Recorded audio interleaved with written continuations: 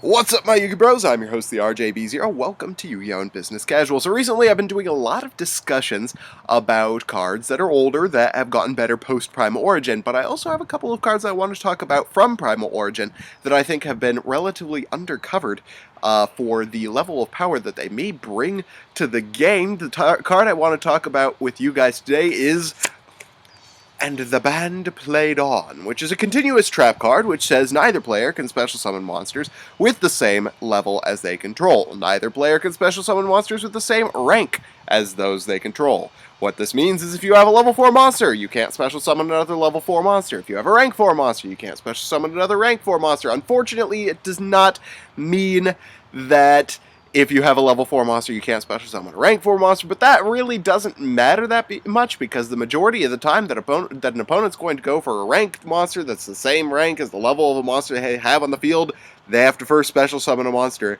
with the same level as a monster they control. For instance, if you're playing against Dragon Rulers, if they want to go for a Dragon Sack, they have to special summon 2 Dragon Rulers, which means that when they try to special summon the second one, you could be like, nope, and the band played on, and then they are in trouble.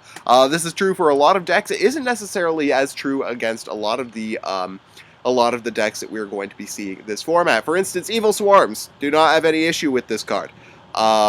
My favorite, the Thunder family, does not have an issue with this card. Artifacts, to some degree, actually don't have much of an issue with this card because a lot of the time they aren't even going to be putting 2 artifacts on the board. They're usually just going to use either Theosophy or a double Cyclone to put a Moral Talk on the board, use that to pop something, and then use the Trap Tricks and Hands to do various things. But if they do have a Trap Tricks monster on the board and they have a hand, you could just run over the hand, then they can't use that hand's effect to special summon another hand because you got in the band played on.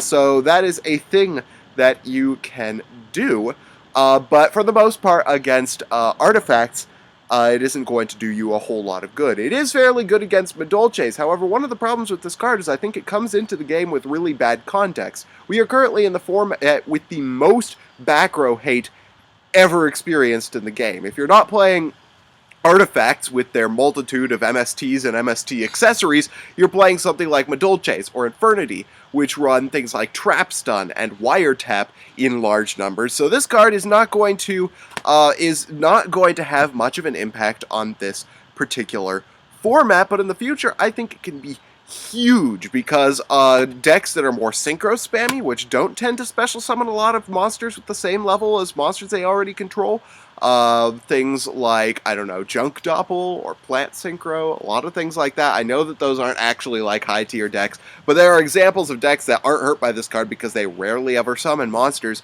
with the same level as a monster that they already have on the field.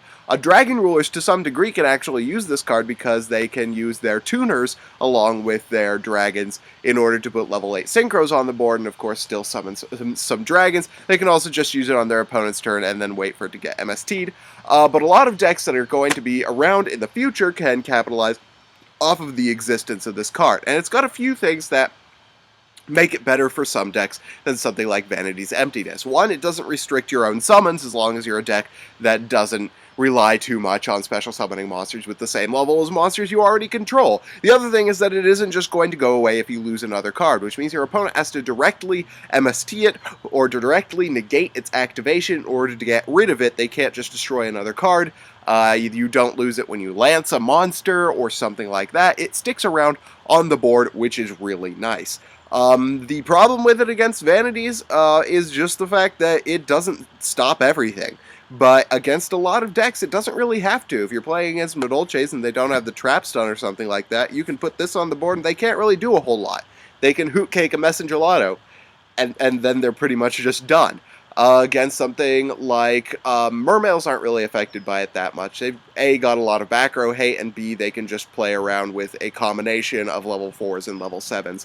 But in the future, when we are in a better context for this card, without the multitude of pieces of back row removal, where players aren't just maining triple Trap Stun, triple Wiretap. I know that's not actually happening, but it feels like it sometimes. In another context, this card could actually be extremely good against certain decks. So I hope you guys liked this video. If you did, hit that thumbs up button. If you did, let me know why in the comment section below. And of course, discuss what you guys think of And the Band Played On. I actually think it's a pretty fabulous card. I think it will see play in the future for sure. Meanwhile, if you haven't already, subscribe for more discussion, analysis, and general Yu-Gi-Oh! Shenanigans. Thank you guys for watching Yu-Gi-Oh! and Business Casual. I am your host, the RJB0, and I gotta jet. See you guys.